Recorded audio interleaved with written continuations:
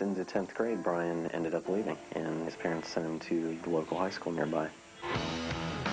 When he came to Glen Oak, he was at a disadvantage because, you know, all the other kids had grown up and had gone through all these classes at all the other schools together. So he was kind of odd man out. I think he always felt like he was a little different. He never associated himself with any certain group.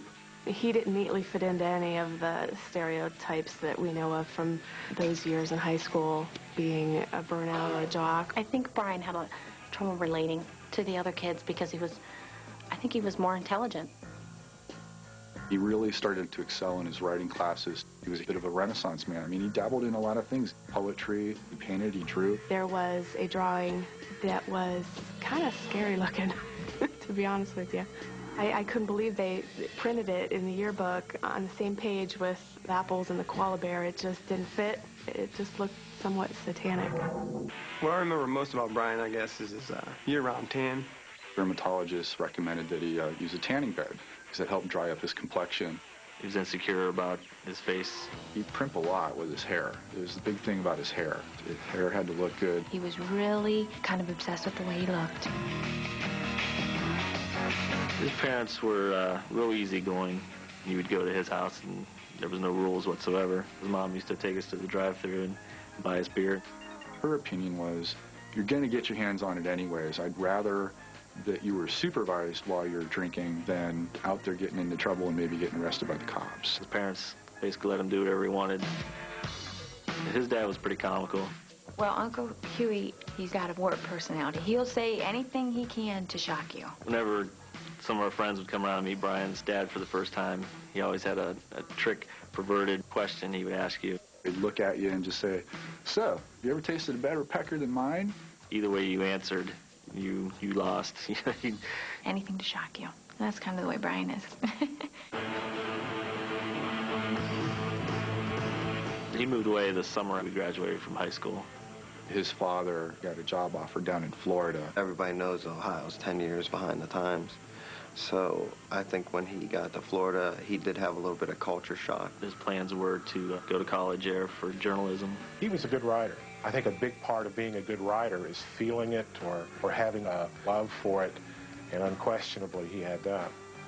Brian's niche was to write entertainment stories. He really concentrated on the progressive scene in South Florida, all of the local bands. I would have liked him to get more involved with the student newspaper, but I knew that he was writing for one of the local papers. 25th Parallel was an arts and entertainment magazine that was geared primarily towards South Florida, sort of an alternative press kind of thing. He came to the interview and he had a lunchbox with him. Well, in the world I come from, people don't carry lunchboxes when they're in college. He would come up with these ideas for articles interviewing dominatrixes or waitresses who worked at topless restaurants. He had a real head for that sort of stuff. And as he improved, he moved on to things like celebrity interviews.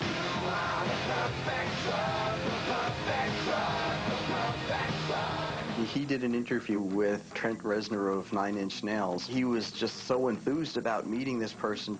At that time, his ultimate dream was to be Trent Reznor. And he was just so thrilled. Oh, I got along so well with him. Oh, yeah, we're best buddies. And I'm thinking in my mind, you know, I'm willing to bet money that Trent Reznor won't remember you like a week later. He started writing a lot more poetry at that time. It was sort of bleak, unfriendly. Humorous with a dark undertone. Punk rock without the sense of humor. They had open mic nights for poetry reading. First time I saw Brian do an open mic, I heard him say, you know, I wrapped our love in foil, and so it wouldn't spoil, but flies will lay their eggs. Pretty heavy. I think that just writing prose and poetry as expressions were not getting him the attention he wanted or expected. Writers don't get instant gratification the way musicians do. That kind of got to him. Let's be honest, you know, poetry is doesn't come in as sexy a package as rock lyrics. The best way to get his attention is to do it within rock. A lot of the bands that he interviewed, they had something that people wanted to talk about.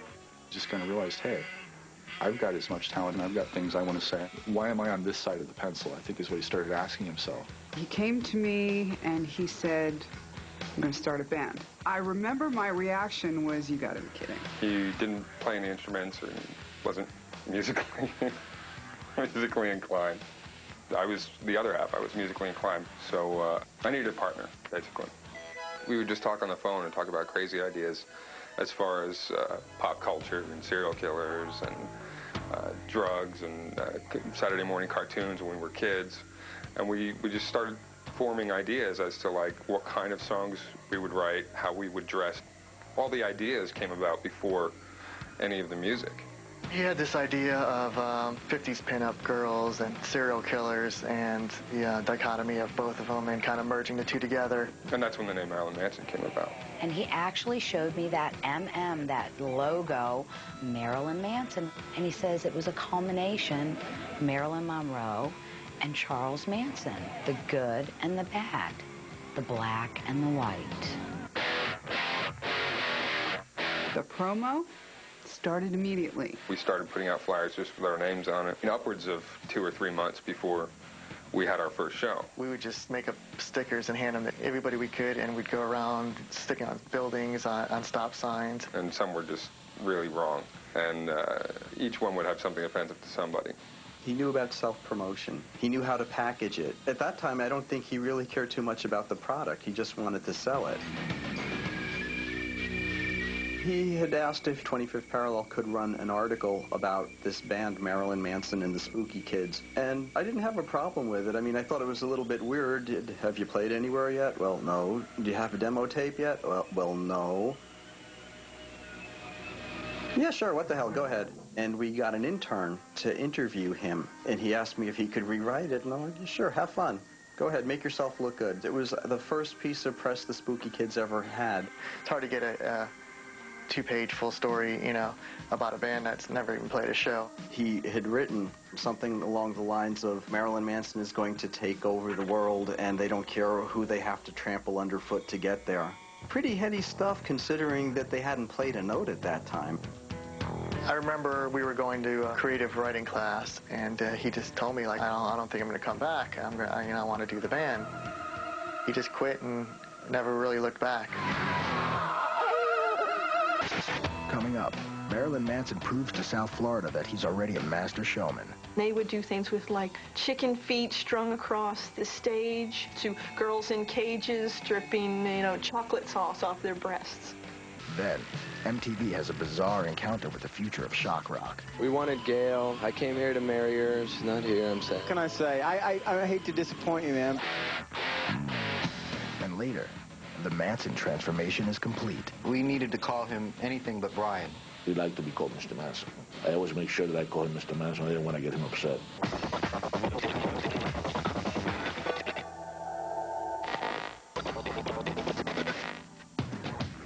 I first ran into Brian Warner in the local music scene in South Florida. I heard about this crazy new band called Marilyn Manson and the Spooky Kids. I was at their very first show at Churchill's, and they didn't even have a drummer then. I mean, they had a drum machine on a stool. There was probably between 20 and 30 people. And this tall, skinny, geeky kid singing. And I just remember feeling embarrassed for him because he didn't make eye contact with the audience. He hid behind the microphone a little bit. He really had no image at that point. People were like, the hell is this? Half the time he'd be in the back throwing up because he definitely had some major stage fright. We didn't even know if he'd be able to perform. It's kind of hard to sing when you have throw up in your throat. They had this kid playing bass. His name was Brian Tatunik. Tatunik really didn't have that much to do with what we did. I mean, he played our first 2 shows with us.